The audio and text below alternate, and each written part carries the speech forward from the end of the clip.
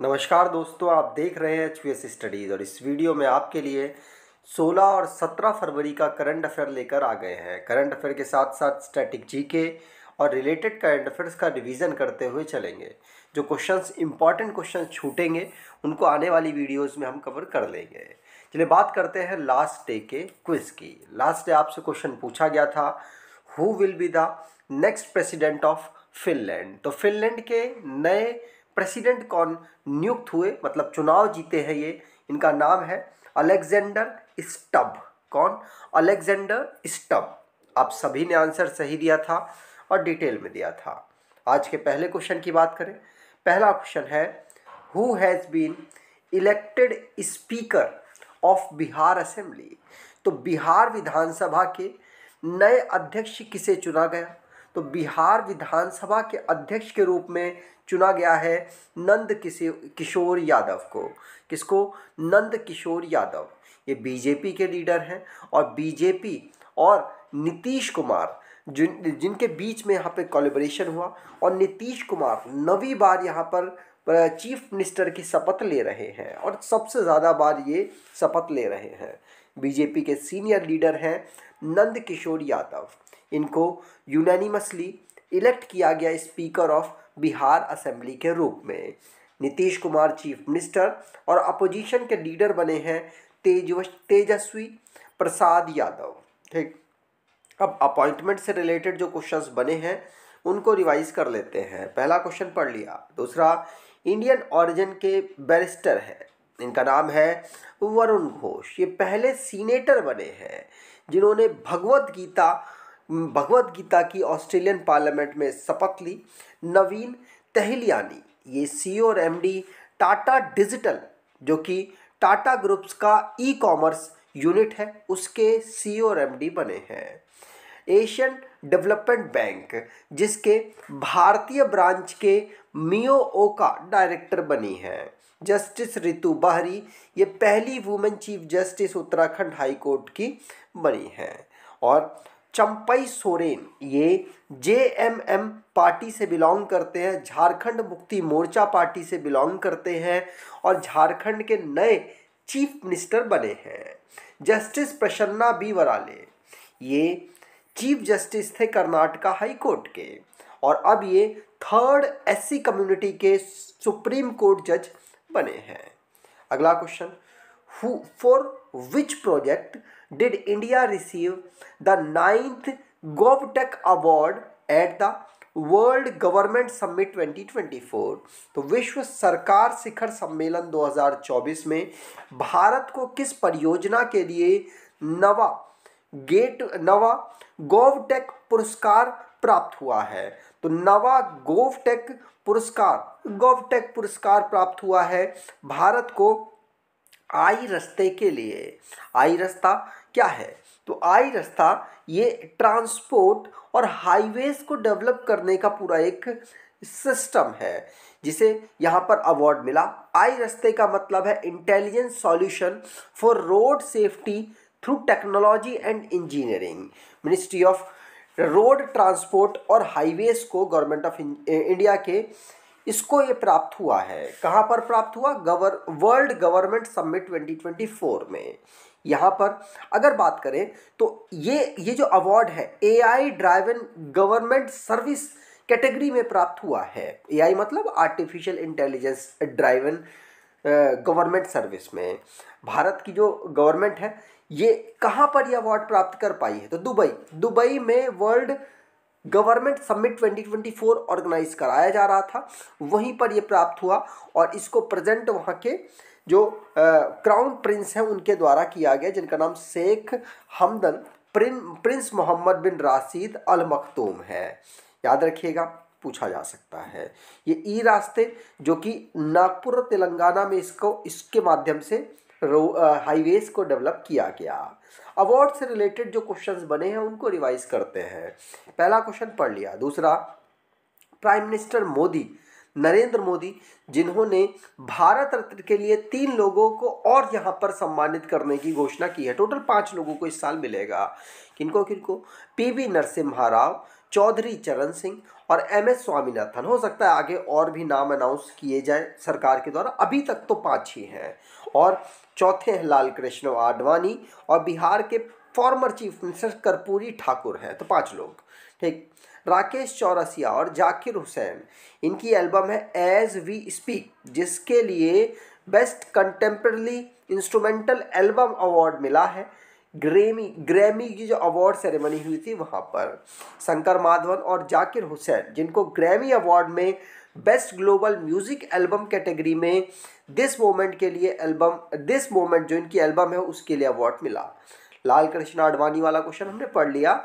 12th fail के director है विदु विनोद चोपड़ा। इनकी जो फिल्म है 12th फेल, इसको बेस्ट फिल्म पॉपुलर कैटेगरी में और साथ साथ विदु विनोद चोपड़ा को बेस्ट डायरेक्टर का अवार्ड मिला है। चीफ मिनिस्टर बिहार के जो कर्पूरी ठाकुर हैं उनको भारत रत्न मिला, उसकी बात हमने कर ली। ऋतु करिदाल श्रीवास्तव और नवीन तिवारी, इनको उत्तर प्रदेश गौरव सम्मान से सम्मानित किया जाएगा।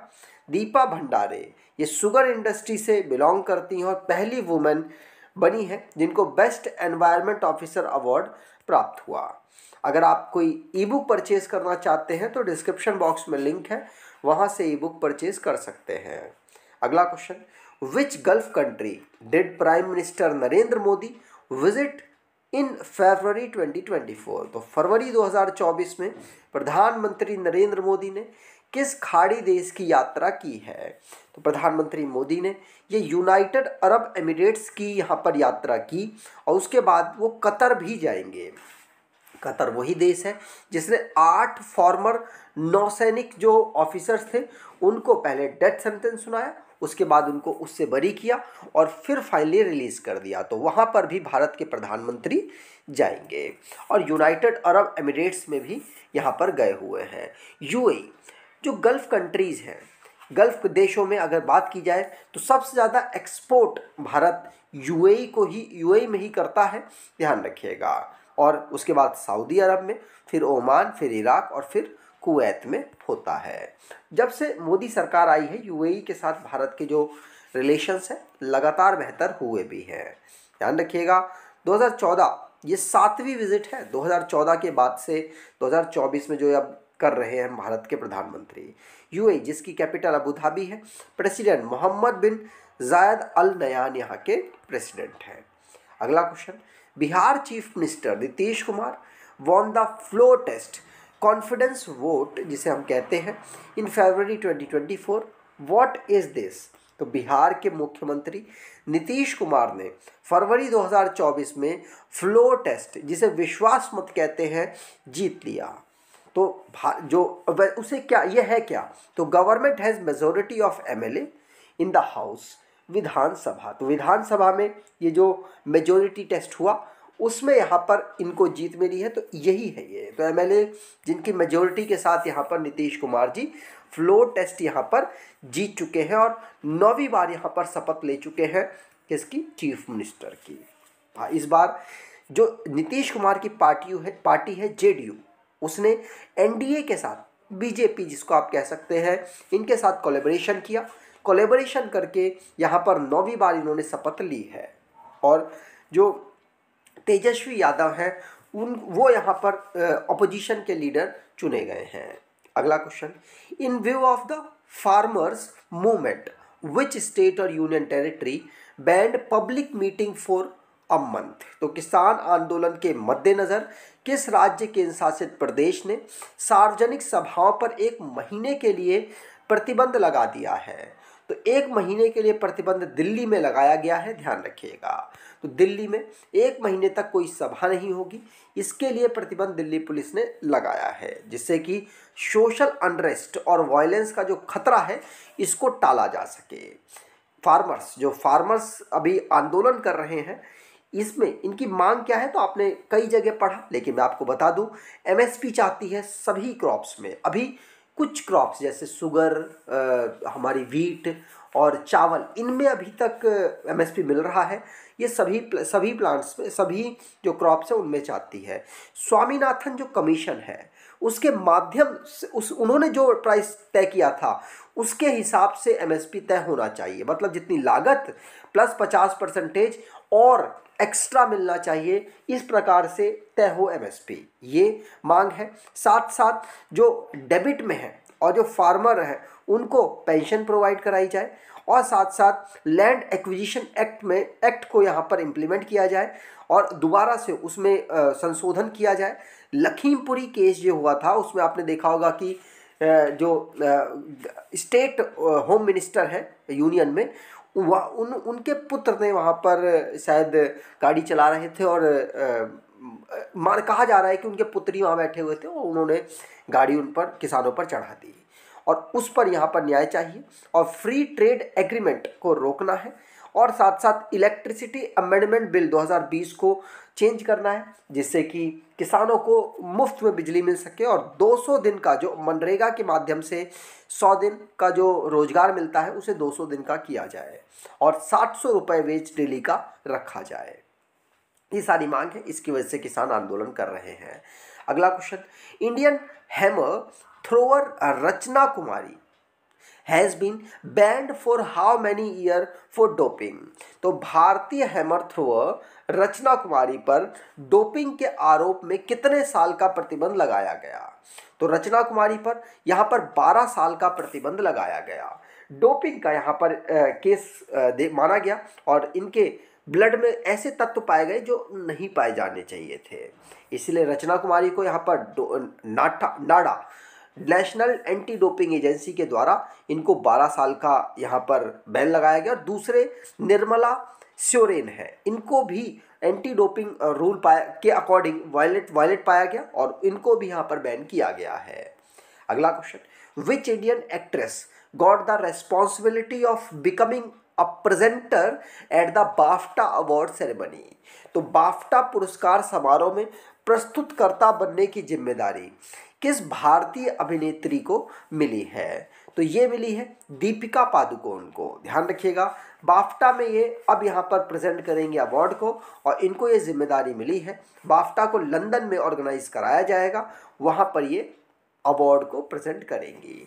और दीपिका जिनको 2023 में ऑस्कर को प्रेजेंट करने के लिए भी जिम्मेदारी मिल चुकी है। अगला question, Saurashtra cricket association stadium has been renamed after whom। तो सौराष्ट्र क्रिकेट एसोसिएशन स्टेडियम का नाम बदलकर किसके नाम पर रखा गया है? Saurashtra cricket stadium association stadium का नाम बदलकर यहाँ पर रखा गया है किसके? निरंजन शाह के नाम पर। किसके? निरंजन शाह के नाम पर। ध्यान रखिएगा, पूछा जा सकता है। निरंजन शाह जो कि 12 फर्स्ट क्लास मैचेस खेल चुके हैं 1965 से लेकर 1975 तक, और ये बीसीसीआई के फॉर्मर सेक्रेटरी भी रहे। और जो ये सौराष्ट्र क्रिकेट एसोसिएशन स्टेडियम है, पहला सोलर पावर्ड स्टेडियम गुजरात का ये बना है। ठीक। अगला question, in which city will the 45th edition of chess Olympiad be held, the torch of which was handed over the union sports minister to FIDE president in February 2024। तो फरवरी 2024 में भारत के जो खेल मंत्री हैं अनुराग ठाकुर जी, उनके द्वारा यहाँ पर फिडे के अध्यक्ष को शतरंज ओलंपियाड की जो मसाल है वो सौंपी गई, क्योंकि लास्ट टाइम ना भारत में ऑर्गेनाइज हुआ था चेन्नई में।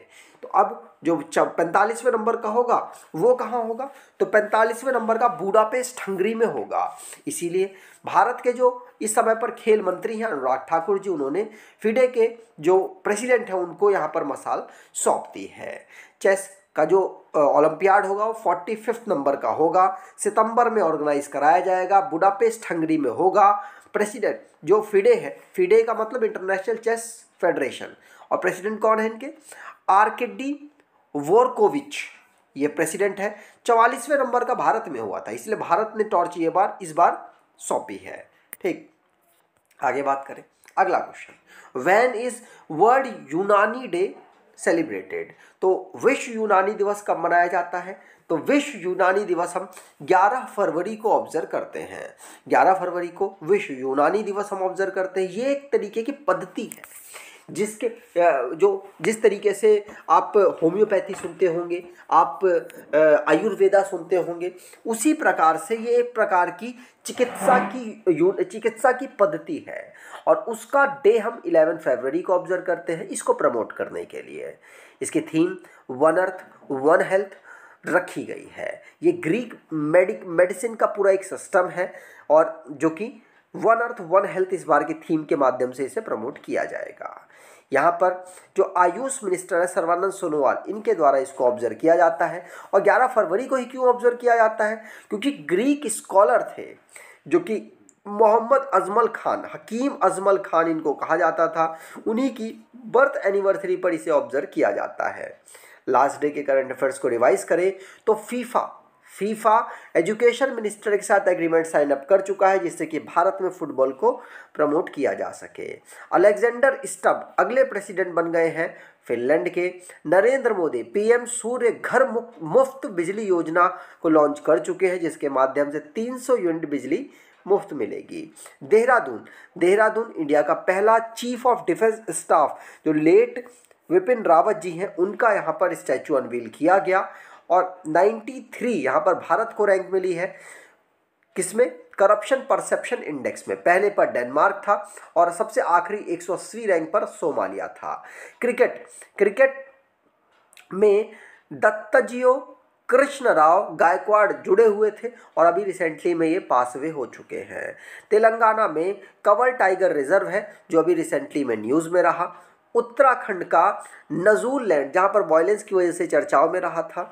और उड़ीसा स्टेट में स्वयं स्कीम चलाई गई जिसके माध्यम से यहाँ पर जो चीफ मिनिस्टर हैं वो 1 लाख तक का फ्री लोन यहाँ पर देंगे, मतलब विदाउट आपको कोई पे नहीं करना है, और जिससे कि युवाओं को देंगे जिससे कि वो लोग नया बिजनेस वगैरह कुछ डाल सके और अपने आप को किसी काम में लगा सके।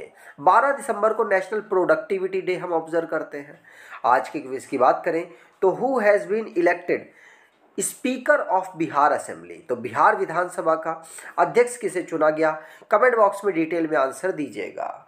अगर आपको ये वीडियो अच्छी लगी है तो आपसे अनुरोध करूंगा वीडियो को लाइक कर दीजिएगा, चैनल को सब्सक्राइब कर लीजिएगा और एटलीस्ट अपने कुछ दोस्तों तक वीडियो को शेयर ज़रूर कीजिएगा। धन्यवाद।